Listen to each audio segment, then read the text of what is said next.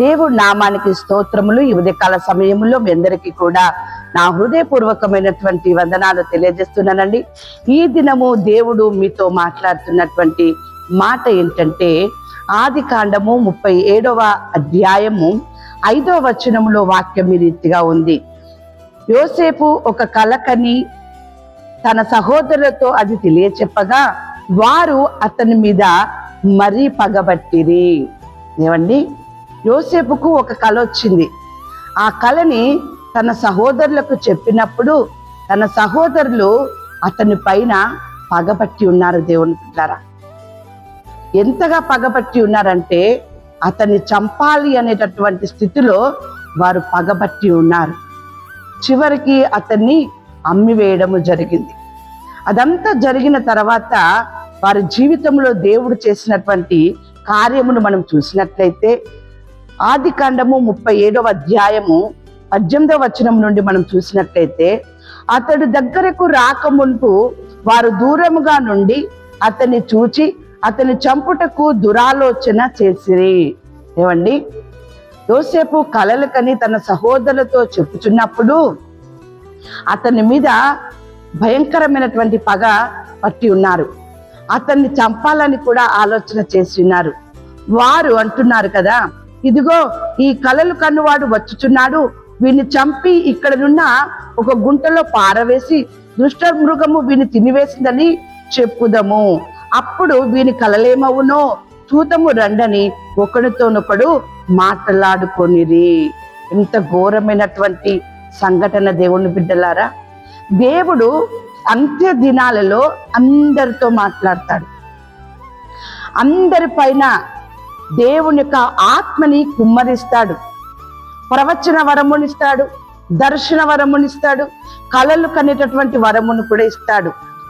ఆనాడు జరిగినదే ఈనాడు కూడా జరుగుచూ ఉన్నది. దానిలో మార్పు లేదు. ఆనాడు జరిగినటువంటి యోసేపు జీవితంలో దేవుడు కలలు కనేటటువంటి స్థితిని ఇచ్చినప్పుడు, ఆ కలలు వాళ్ళ సహోదరులతో చెప్పుతున్నప్పుడు, అవునా ఇలా జరుగుతుందా అని వారి కలలకి కానీ దేవుని మాటలకి కానీ లోబడకుండా అతని పైన పగ పెంచుకొని ఉన్నారు, కోపం పెంచుకొని ఉన్నారు. ఆ పగ, ఆ ఆగ్రహము, ఆ కోపము అతన్ని చంపేదాకా తీసుకొని వచ్చింది దేవుని బిడ్డలారా. కానీ దేవుని వాక్యం సెలవిస్తా ఉంది. ఆది కాండము 42వ అధ్యాయము 9వ వచనములో దేవుని వాక్యం ఈ రీతి, యోసేపు వారిని గూర్చి తాను కనిన కలలు జ్ఞాపకము చేసుకొని ఉన్నాడు. ఏమండి, యోసేపు అంట వచ్చినటువంటి సహోదరులను చూసినప్పుడు తాను కనినటువంటి కలని జ్ఞాపకం చేసుకున్నాడట. ఈ సహోదరులు ఎందుకు వెళ్ళారు యోసేపు దగ్గరికి? వాక్యం చెలవిస్తోంది. ఆది కాండము 50వ అధ్యాయము 18వ వచనము, మరియు అతని సహోదరులు పోయి అతని ఎదుట సాగిలపడి, ఇదిగో మేము నీకు దాసులమని చెప్పగా. ఎంత అద్భుతమైనటువంటి కార్యం అండి. ఒక పన నిలబడింది, మిగతా పనులన్నీ కూడా నిలబడినటువంటి పనకి సాగిల పడుతున్నాయి అని చెప్పేసి ఆ కళ చెప్పినప్పుడు యోసేపు మీద పగబట్టి చంపాలని ఆలోచన, దురాలోచన, దుష్టాలోచన చేసినటువంటి ఆ సహోదరులు ఆ కళ నెరవేరింది. దేవుని బిడ్డల ఆయన దగ్గరికి వెళ్ళారు. ఆ యొక్క సమృద్ధి కొరకు లేదా ధాన్యము కొరకు ఆయన దగ్గరికి వెళ్ళి వాళ్ళు సాగిల పడుతూ ఉన్నారు. యోసేపు పన నిలబడి ఉంది, సహోదరులు మాత్రము సాగిల పడుతున్నారు. దేవుడు చూపించినటువంటి ప్రతి కళ ఎప్పటికైనా నెరవేరుతుంది.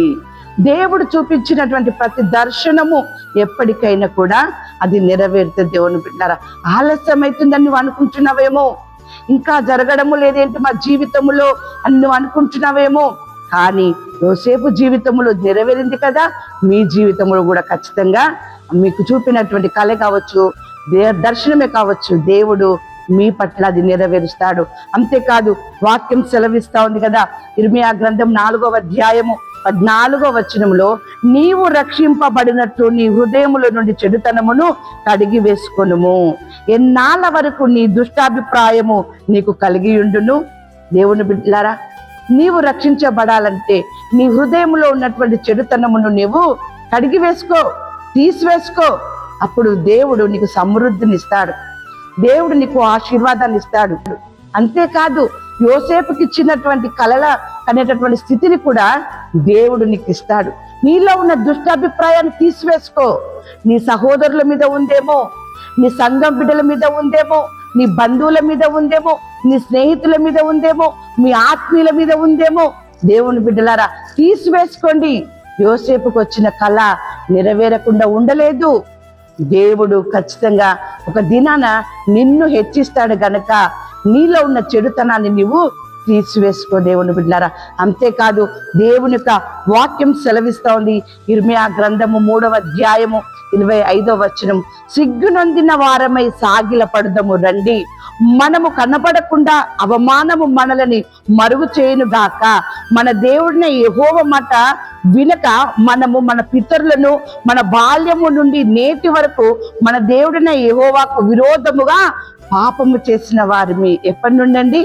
బాల్యము నుండి కూడా మీరు దేవుని బిడ్డలకి విరోధముగా మీ మాటల ద్వారా, మీ ఆలోచనల ద్వారా, మీ తలంపుల ద్వారా మీరు పాపము చేసిన వారిగానే ఉంటూ ఉన్నారు. కాబట్టి ఒక దినాన మీరు సిగ్గుపడాల్సిన అవసరము వస్తుంది. ఒక దినాన మీరు సిగ్గు నొందవలసినటువంటి స్థితి మీకు కలుగుతుంది కనుక మీలో ఉన్నటువంటి దుష్టాభిప్రాయాన్ని తీసివేసుకోండి. ఎందుకంటే దేవుడు ఎప్పుడు ఎవరిని ఎన్నుకుంటాడో, దేవుడు ఎప్పుడు ఎవరిని వాడుకుంటాడో మన ఎవ్వరికి కూడా తెలియదు. దేవుని బిడ్డలారా, ఈ ఉదయకాల సమయంలో దేవుడు మీతో మాట్లాడుతున్నటువంటి మాట 6వ కీర్తన 10వ వచనంలో వాక్యం ఈ రీతిగా ఉంది. నా శత్రువులందరూ సిగ్గుపడి బహుగా అదురుచున్నారు, వారు ఆకస్మికంగా సిగ్గుపడి వెనుకకు మల్లుదురు. అలాగే నీవు కూడా దేవుని యందు భయము భక్తి కలిగి నీలో ఉన్నటువంటి దుష్టాభిప్రాయాన్ని నువ్వు తీసివేసుకున్నట్లయితే నీ పగవారు నీ ఎదుట సాగిల పడతారు. ఆ రీతిగా దేవుడు నిన్ను, నీ కుటుంబాన్ని హెచ్చించును గాక. ఆమేన్.